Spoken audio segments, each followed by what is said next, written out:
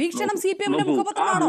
ഈ സൈബർ കോൺഗ്രസ് അണികൾ മുഴുവൻ വന്ന് ഈ കമന്റ് ഇടുമ്പോൾ, ഈ വലിയ ആക്രമണത്തുമ്പോൾ അതിനെ CPM-ഓ BJP-യോ വിട്ടതാണോ? നോക്കൂ, വീക്ഷണത്തിന്റെ മുഖപത്രത്തെ പാർട്ടിയുടെ സമുന്നത നേതാക്കൾ തള്ളി പറഞ്ഞിട്ടുണ്ട്. ഇന്നലെ തന്നെ മാധ്യമങ്ങളിൽ അക്കാര്യം പറഞ്ഞിട്ടുണ്ട്. അത് സംബന്ധിച്ച് അത് എഴുതിയവരോട് വിശദീകരണം ആവശ്യപ്പെടുകയും ചെയ്തിട്ടുണ്ടെന്ന് കോൺഗ്രസിന്റെ കേരള പ്രദേശ് കോൺഗ്രസ് കമ്മിറ്റിയുടെ സംസ്ഥാന പ്രസിഡന്റ് ശ്രീ സണ്ണി ജോസഫ് വ്യക്തമാക്കുകയും ചെയ്തിട്ടുണ്ട്. അതിൽ ഉപരിയായി എല്ലാ നേതാക്കളും അവർക്ക് ലഭിക്കുന്ന അവസരങ്ങളിലൊക്കെ ഈ കാര്യത്തിൽ പാർട്ടിയുടെ നിലപാട് എന്താണെന്ന് സുവ്യക്തമാക്കുകയും ചെയ്തിട്ടുണ്ട്. എങ്കിൽ പോലും ഇത്രയും ശക്തമായ നടപടികൾ എടുത്തിട്ട് പോലും ഈ കോൺഗ്രസ് പാർട്ടിയുടെ രാഷ്ട്രീയ എതിരാളികൾ ഈ കോൺഗ്രസ് പ്രസ്ഥാനത്തെ ഈ വിഷയത്തിൽ വലിച്ചിഴച്ചുകൊണ്ട് എന്തോ രാഷ്ട്രീയ ലാഭം കൊയ്യാൻ വേണ്ടി ശ്രമിക്കുന്നു. ഇത്ര നിർലജ്ജമായിട്ട്, ഇത്ര ലജ്ജയില്ലാതെ ഈ ഒരു പെണ്ണ് ഒരു സ്ത്രീ വിഷയം ഈ രാഷ്ട്രീയ തെരഞ്ഞെടുപ്പ് ഘട്ടത്തിൽ ഉപയോഗപ്പെടുത്തുന്നതാണ് ഏറ്റവും പ്രധാനമായിട്ട് CPM-ന്റെ അവരുടെ ചരിത്രം നോക്കിയാൽ നമുക്ക് അറിയാൻ കഴിയും. അതിന്റെ ഓരോന്ന് ഞാൻ എണ്ണി പറയുന്നില്ല. ഇവിടെ ജനകീയ വിഷയങ്ങളും ഇവിടെ പ്രാദേശികമായിട്ടുള്ള വിഷയങ്ങൾ, ഇവിടെ സർക്കാരിന്റെ നടപടികളും അല്ലെങ്കിൽ ഏതെങ്കിലും പ്രകടന പത്രികയുമായിട്ട് ബന്ധപ്പെട്ട വിഷയങ്ങളും ഈ സ്വർണ്ണക്കൊക്കെ ചർച്ച ചെയ്യേണ്ട സമയത്ത് ഇത്തരം പൊടിപ്പും തൊങ്ങലും വെച്ചുകൊണ്ട് രാഷ്ട്രീയ രംഗത്ത് ഈ നിയമസമാക്കുന്ന സമീപനമല്ലേ ഈ കോൺഗ്രസിന്റെ എതിരാളികളെല്ലാം ചേർന്നുകൊണ്ട് കോൺഗ്രസിനെതിരെ ചെയ്യുന്നത്? യഥാർത്ഥത്തിൽ എത്ര യുക്തമായി ആർജവത്തോടു കൂടിയുള്ള നടപടിയാണ് സമൂഹത്തിന്റെ മുമ്പാകെ ഈ പ്രസ്ഥാനം സ്വീകരിച്ചിട്ടുള്ളതും കാഴ്ചിട്ടുള്ളതും? ആർക്കെങ്കിലും അക്കാര്യത്തിൽ എതിരഭിപ്രായമുണ്ടോ? കോൺഗ്രസ് ഒരു ജനകീയ പാർട്ടിയാണ്, അതിൽ അഭിപ്രായ സ്വാതന്ത്ര്യമുണ്ട്. നോക്കൂ, അത്തരത്തിലുള്ള അഭിപ്രായ പറയൂ. അങ്ങെന്താ പറയുന്നത്? കേൾക്കുന്നില്ല. ഈ നിമിഷവും അയാൾ കോൺഗ്രസ് MLA ആണ്. അയാളുടെ MLA സ്ഥാനം അദ്ദേഹം കോൺഗ്രസ് MLA അല്ല. അദ്ദേഹത്തിന്റെ കോൺഗ്രസിന്റെ പ്രാഥമിക അംഗത്വത്തിൽ നിന്ന് അദ്ദേഹത്തെ സസ്പെൻഡ് ചെയ്തിരിക്കുകയാണ്. അദ്ദേഹം പാർലമെന്ററി പാർട്ടി അംഗമല്ല. അദ്ദേഹം കോൺഗ്രസിന്റെ പാർലമെന്ററി പാർട്ടി അംഗമല്ല. അദ്ദേഹം കോൺഗ്രസ് നോക്കൂ, അങ്ങ് തെറ്റിദ്ധരിപ്പിക്കരുത്. അങ്ങ് തീർച്ചയായിട്ടും അങ്ങ് കേരളീയ സഭയെ തെറ്റിദ്ധരിപ്പിക്കരുത്. കാരണം അദ്ദേഹം കോൺഗ്രസ് പാർട്ടിയുടെ പാർലമെന്ററി പാർട്ടിയിൽ അദ്ദേഹത്തെ സസ്പെൻഡ് ചെയ്തിട്ടുണ്ട്. അത് കോൺഗ്രസ് പാർട്ടിയുടെ പ്രാഥമിക അംഗത്വത്തിൽ നിന്ന് അദ്ദേഹത്തെ സസ്പെൻഡ് ചെയ്തിട്ടുണ്ട്. ഇനി നിയമ നടപടികൾ വരുമ്പോ അങ്ങ് മനസ്സിലാക്കണം. നോക്കൂ ഷാബു, ബഹുമാനായ അങ്ങ് മനസ്സിലാക്കണം. ഈ നിയമ നടപടികൾ സ്വീകരിക്കുന്ന ഘട്ടത്തിൽ തലത്തെ നടപടികൾ സ്വീകരിക്കുന്നതിന് കോൺഗ്രസ് ഒരുക്കമാണെന്ന് അതിന്റെ സമുന്നതരായിട്ടുള്ള നേതാക്കൾ പൊതുസമൂഹം വ്യക്തമാക്കിയിട്ടുണ്ട്. ഇതുപോലെ ചെയ്യുവാൻ അങ്ങയുടെ പാർട്ടി ചെയ്യുന്നു. ശ്രീ ഷാബു പ്രസാദ് പറയുന്നത് ക്ലിയർ. ശ്രീ ഷാബു പ്രസാദ്, ഈ പാർട്ടി നടപടിയെടുത്തു, ഇതിലപ്പുറം ഏത് പാർട്ടി നടപടിയെടുക്കുക എന്നാണ് ചോദിക്കുന്നത്. അപ്പോൾ ഈ വീക്ഷണം പറഞ്ഞത് എങ്ങനെ പാർട്ടി നിലപാടാകും? പാർട്ടിയുടെ നേതാക്കന്മാർ ഒന്ന് പറയുന്നു, രണ്ടാമത്തെ ദിവസം മാറ്റി പറയുന്നു, പാർട്ടിയുടെ നിലപാട് ഇതാണ് എന്ന് പറയുന്നു. കോൺഗ്രസ് പാർട്ടിക്കകത്ത് ഒരു വലിയ ആശയക്കുഴപ്പമുണ്ട്. അത് കോൺഗ്രസ് നേതാക്കന്മാർ പറയുന്നതിന് തന്നെ തിരുത്തുന്ന അണികളും മറ്റ് നേതാക്കന്മാരുമുണ്ട്. ഇത് സമ്മതിക്കാൻ പാർട്ടിക്ക് പറ്റുന്നില്ല. ഇതുകൊണ്ട് ആർക്കാണ് ദോഷമുണ്ടാകുന്നത്? അത് കോൺഗ്രസ് പാർട്ടിക്കാണെന്ന് സമ്മതിക്കാനും കോൺഗ്രസിന് കഴിയുന്നില്ല. അതാണോ സംഭവിക്കുന്നത്? ചോദ്യം അല്ല, ഞാൻ താങ്കൾക്ക് വരാം. ശ്രീ ഷാബു പ്രസാദ്, താങ്കൾ പറഞ്ഞതിന്റെ മറുപടി കൂടെ പറയട്ടെ.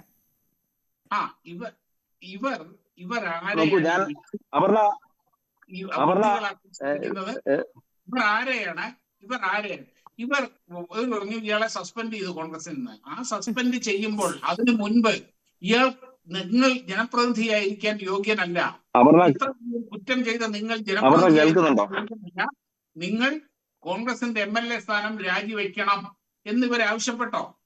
ഇയാളെ കോൺഗ്രസിൽ നിന്ന് പുറത്താക്കിയെന്ന് പറയുന്നു, അല്ലെങ്കിൽ സസ്പെൻഡ് ചെയ്തു എന്ന് പറയുന്നു. പാലക്കാട് ഇയാൾ പോയി പ്രവർത്തിച്ചത് മുഴുവൻ കോൺഗ്രസിന് വേണ്ടിയാണ്, കോൺഗ്രസിന്റെ സ്ഥാനാർത്ഥികൾക്ക് വേണ്ടിയാണ്. അവിടെ പോയി പ്രിസൈഡിംഗ് ഓഫീസറോട് വഴക്കുണ്ടാക്കിയത് കോൺഗ്രസിന് വേണ്ടിയാണ്, ഈ പാർട്ടിക്ക് വേണ്ടിയാണ്. അതുപോലെ ഇയാളെ ഫോർമൽ കംപ്ലൈന്റ്, അത് ആലോചിക്കണം, ഫോർമൽ കംപ്ലൈന്റ് വരുന്നിടം വരെ ഇവർക്ക് നിരപരാധിയായിരുന്നു. ഫോർമൽ കംപ്ലൈന്റ് വരുന്നതിന് മുമ്പ് തന്നെ ഇയാളെ പാർട്ടിയിൽ നിന്ന് സസ്പെൻഡ് ചെയ്തപ്പോൾ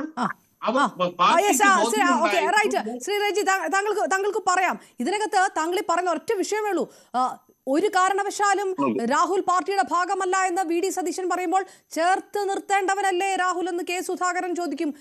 കേൾക്കുന്ന അണികൾക്ക് പിന്നെ നിലപാട് അറിയണമെങ്കിൽ പിന്നെ ഈ ചാനൽ ചർച്ചയിൽ വന്ന് ആരെങ്കിലും പറയണോ നിലപാട് ഏതാണെന്നുള്ളത്?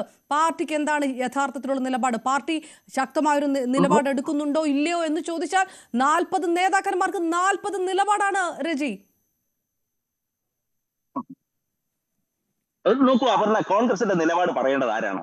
കേരള പ്രദേശ് കോൺഗ്രസ് കമ്മിറ്റിയുടെ സംസ്ഥാന പ്രസിഡന്റ് അല്ലേ കോൺഗ്രസിന്റെ നിലപാട് പറയേണ്ടത്? അതുപോലെ UDF നിലപാട് പറയേണ്ടത് ബഹുമാനായ പ്രതിപക്ഷ നേതാവ് ശ്രീ VD സതീശനല്ലേ? ഇതിനപ്പുറം അവർ എത്രയോ മനുഷ്യർക്ക് എത്ര തരത്തിലുള്ള അഭിപ്രായങ്ങളുണ്ട്. പക്ഷെ പാർട്ടിയുടെ നേതൃത്വത്തിൽ പാർട്ടിക്ക് ഒരൊറ്റ അഭിപ്രായം മാത്രമേ ഉള്ളൂ. അതുകൊണ്ടാണ് നിലപാട് പറഞ്ഞ പ്രതിപക്ഷ നേതാവിനെതിരെ ഈ സൈബർ ആക്രമണം നിങ്ങളുടെ പാർട്ടിയുടെ സൈബർ അണികൾ നടത്തിക്കൊണ്ടിരിക്കുന്നത് അല്ലേ? അല്ലെ, അതാണ് സംഭവം. പ്രതിപക്ഷ നേതാവിനെതിരെ ഈ രീതിയിലുള്ള അറ്റാക്ക് വന്നുകൊണ്ടിരിക്കുന്നത്. നോക്കൂ, സൈബർ ആക്രമണം നടത്തുന്നവരെ നിയന്ത്രിക്കാൻ ഈ ഭൂലോകത്ത് ആർക്കെങ്കിലും കഴിയുന്നുണ്ടോ? ഇത് ആർക്ക് കഴിയുന്നുണ്ട്? ഈ സൈബർ അക്രമികൾ അവർ സ്വയം നിയന്ത്രിച്ച് നമ്മുടെ ഈ ധാർമ്മികമായിട്ടുള്ള നിലവാരത്തിലേക്ക് കടന്നു വരിക എന്നുള്ളത് ഈ നമ്മുടെ പൊതു സമൂഹത്തിന്റെ മൊത്തത്തിലുള്ള ഉത്തരവാദിത്വത്തിന്റെ ഭാഗമാണ്. ശരി, ശ്രീ ഷാബു പ്രസാദ് പറയാനുള്ളത് എനിക്ക് പെട്ടെന്ന് ശ്രീ ഷാബു പ്രസാദ് പറഞ്ഞത്.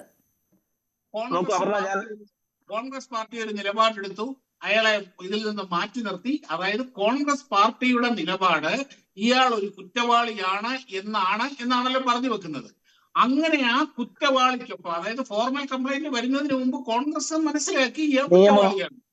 അപ്പോൾ ഈ നിയമ അനുസൃതമായിട്ടുള്ള നടപടി സ്വീകരിച്ചുകൊണ്ടിരിക്കുകയാണ്. അത് അതിന്റെ വഴിക്ക് നീങ്ങട്ടെ. അതാണ് അയാൾ കുറ്റവാളിയാണോ അല്ലയോ എന്ന് കോൺഗ്രസ് ഇതിൽ തെളിയിക്കുന്നത്. കെ സുധാകരൻ നിന്നത് ആ കുറ്റവാളിക്കൊപ്പം അല്ലേ പല അഭിപ്രായ സ്വാതന്ത്ര്യം ഉണ്ട് എന്ന് പറയുന്നത് കേരളത്തിലെ പല കോൺഗ്രസ് നേതാക്കന്മാർ നിന്നത്. അവർന്ന് പറഞ്ഞ പോലെ 40 പേർക്ക് 40 അഭിപ്രായം എന്ന് പറഞ്ഞത് ഈ കുറ്റവാളി എന്ന് കോൺഗ്രസ് നേതൃത്വം വിധി എഴുതിയ ആ കോൺഗ്രസിൽ നിന്ന് സസ്പെൻഡ് ചെയ്ത ഒരുവന്റെ പേരിലല്ലേ? അതിന്റെ അകത്ത് സ്വാഭാവികമായിട്ട് പാർട്ടി എടുത്ത അഭിപ്രായം, പാർട്ടി എടുത്ത നിലപാടല്ലേ എല്ലാവർക്കും ഉണ്ടാകേണ്ടത്? അതിന് ചാർജ് ഷീറ്റ് വരുന്നത് വരെ അല്ലെങ്കിൽ കുറ്റപത്രം വരുന്നത് വരെ, ഫോർമൽ കംപ്ലൈന്റ് വരെ കാത്തു നിൽക്കണോ? ശരി, ഓക്കെ ശരി. ഞാൻ അജു നേരത്തെ പറഞ്ഞ ഈ വാദങ്ങളെല്ലാം അവിടെ നിൽക്കട്ടെ. അപ്പോഴൊരു വിഷയമുണ്ട്. ഈ രാഹുൽ മാങ്കൂട്ടത്തിൽ വിഷയത്തിൽ പോലും രാഹുൽ മാങ്കൂട്ടത്തിനെ സപ്പോർട്ട് ചെയ്തുകൊണ്ടുള്ള രാഹുൽ ഈശ്വറിന്റെ പോസ്റ്റുകൾക്ക് അനുകൂലിക്കണോ പ്രതികൂലിക്കണോ എന്നും പോലും ആശയക്കുഴപ്പത്തിൽ നിൽക്കുന്ന അണികളാണ് അതിനകത്തുള്ളത്. സ്വാഭാവികമായിട്ട് നേരത്തെ പറഞ്ഞ പോലെ ഈ വളരെ ഉറപ്പായി കൊണ്ട് ഏതെങ്കിലും ഒരു നേതാവ് നിലപാടെടുത്തു എന്ന് പറയാൻ ഉള്ളിൽ നെഞ്ചിൽ കൈ വെച്ചുകൊണ്ട് ഒരു കോൺഗ്രസ് പ്രവർത്തനം കഴിയില്ല. അജു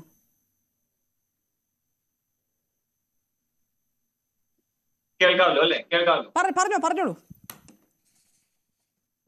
ഈ രാഹുൽ ഈശ്വർ പിടിക്കുന്ന കേസുകളെല്ലാം കോൺഗ്രസ് അണികൾ അതിനെ ന്യായീകരിക്കാനായിട്ട് പോകുന്നുണ്ടെങ്കിൽ അത് വെളിവില്ലാത്തവരാണ് എന്നാണ് എന്റെ ഈ കാര്യത്തിലുള്ള അഭിപ്രായം. കാരണം രാഹുൽ ഈശ്വർ ഏത് കേസിലാണ് ന്യായത്തിനൊപ്പം നിൽക്കുന്നത്? അയാൾ ഒരു ഐഡിയോളജി സെറ്റ് ചെയ്തിട്ട് അയാൾ അതിനെ ന്യായീകരിച്ചു നടക്കുന്നു. ഇതിനെയൊക്കെ താങ്ങാൻ പോകുന്നുണ്ടെങ്കിൽ ഈ കേസിൽ ഞാൻ ഇപ്പോഴും പറയുന്നു, ഈ കേസ് പണ്ടേ അവസാനിച്ചാണ്. ഈ കേസ് ഈ ഒരു തരത്തിലേക്ക് വരില്ലായിരുന്നു. 2 കാര്യങ്ങളാണ്. ഒന്ന്, രാഹുലിനെ അനാവശ്യമായിട്ട് സൈബർ വെട്ടുകില്ല, അത് ഒരാളുടെ തലയ്ക്ക് വെക്കുന്നതിനോടാണ് മുമ്പേ VK സനോജിനോട് ഞാൻ ഉടക്കിയ അല്ലെങ്കിൽ ഞാൻ അത്തരത്തിലൊരു സംസാരത്തിലേക്ക് പോയ കേസ്. അല്ലെങ്കിൽ ഒരിക്കലും അത് ഷാഫി പറമ്പിലിനെ ലിങ്ക് ചെയ്യേണ്ട കാര്യമില്ല എന്നാണ് ഞാൻ പറയുന്നത്. ഈ വെട്ടുകിളികൾ എന്ന് പറയുന്നവർ ഇരയെ അറ്റാക്ക് ചെയ്തുകൊണ്ട്, മറുവശത്ത് വെക്കുന്നവരെ അറ്റാക്ക് ചെയ്തുകൊണ്ട്, പ്രതിപക്ഷ നേതാവിനെ അടക്കം അറ്റാക്ക് ചെയ്തുകൊണ്ടാണ് ഈ ഒരു വിഷയം ഈ ഒരു തലത്തിലേക്ക് പോയത് എന്നുള്ളതാണ് വസ്തുത. രണ്ടാമത്തെ കാര്യം, രാഹുൽ മാങ്കൂട്ടം ഇത്തരത്തിലൊരു വലിയ ഒരു വിളക്കത്തിലേക്ക് പോകാതെ അല്ലെങ്കിൽ വലിയ രീതിയിലുള്ള പ്രചരണത്തിലേക്ക് പോകാതെ ഒതുങ്ങി നിന്നിരുന്നെങ്കിൽ ഈ വിഷയം വീണ്ടും കയറി വരില്ലായിരുന്നു. മാക്സിമം അയാൾക്ക് കേസ് വരാതെ അല്ലെങ്കിൽ അയാൾക്ക് ഈ ഒരു തലത്തിലേക്ക് പോകാതെ രക്ഷപ്പെടാനായിട്ട് പറ്റുമായിരുന്നു. പക്ഷേ കിട്ടിയ അവസരത്തിൽ സെലിബ്രിറ്റികളെയൊക്കെ കൊണ്ടുവന്ന് ഒരിളക്കം സൃഷ്ടിക്കാനായിട്ടും ഞാൻ ഇവിടെ ഉണ്ട് എന്ന് കാണിക്കാനായിട്ടും ഒരു സനോജ് പന്ത് സർക്കാരിന്റെ കോട്ടിൽ, പോലീസിന്റെ കോട്ടിൽ. അറസ്റ്റ് ഇനി വൈകിച്ചാൽ നേരത്തെ ആശുപത്രി തന്നെ പറഞ്ഞല്ലേ, അത് സർക്കാരാണ്, അതൊരു രാഷ്ട്രീയ പാർട്ടിയോ രാഷ്ട്രീയ മുന്നണിയോ അല്ല, ജനങ്ങളുടെ സർക്കാരാണ്. അത് ആ വീഴ്ച ഉണ്ടായിട്ടുണ്ട് എന്നുള്ളൊരു കാര്യം അംഗീകരിക്കുകയെങ്കിലും വേണം സനോജ്.